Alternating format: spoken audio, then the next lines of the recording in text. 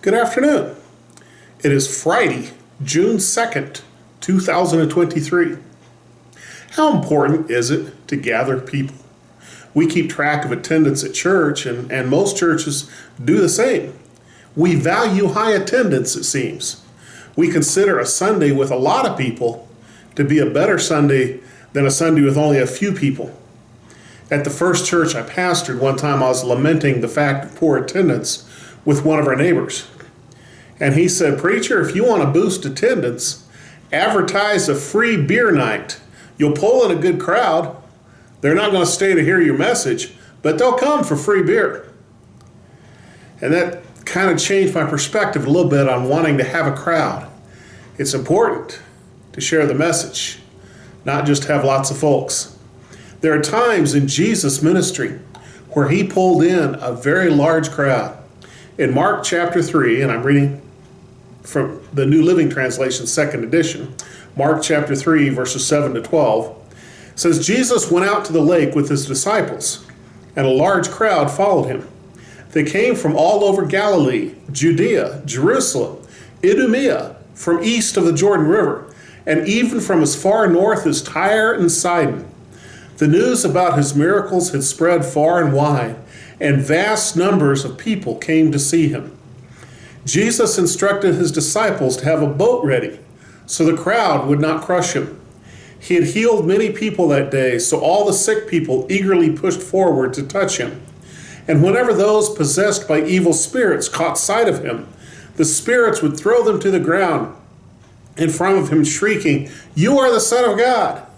But Jesus sternly commanded the spirits not to reveal who he was. Talk about a crowd enough that you have to go out on a boat so they don't crush you. That's a crowd. And the crowd was drawn by word of the miracles. The sick people were being healed, the demon-possessed people were being released, and the crippled people were walking away. And those miracles gathered the crowd. They wanted to see Jesus do something. They wanted to see the action of God at work. It was important to them, especially if they had a loved one or they themselves were the sick or demon-possessed or injured person. They wanted to see Jesus do the miracles. They were crying out for a miracle of God, and they were drawn in crowds. This week at church, people are going to care. People are going to pray. People are going to encourage and be encouraged. This week we're going to provide food. And we're always going to teach life principles from the Bible. This week we're going to worship together. And it's interesting what kind of crowd we'll draw. We all like the exciting and the phenomenal and the miraculous of Jesus' actions.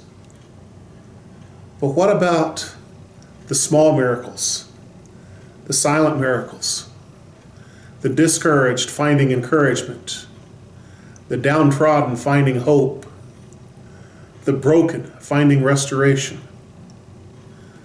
What about the hard-hearted becoming soft-hearted?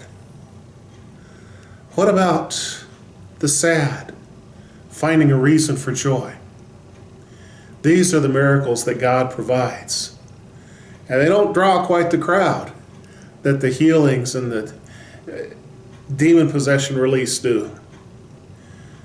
But they sure are the sign of God touching people's lives.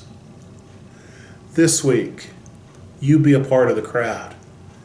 You be a part of the group that comes and encourages, cares, loves, and prays. You be a part of the group that learns and grows.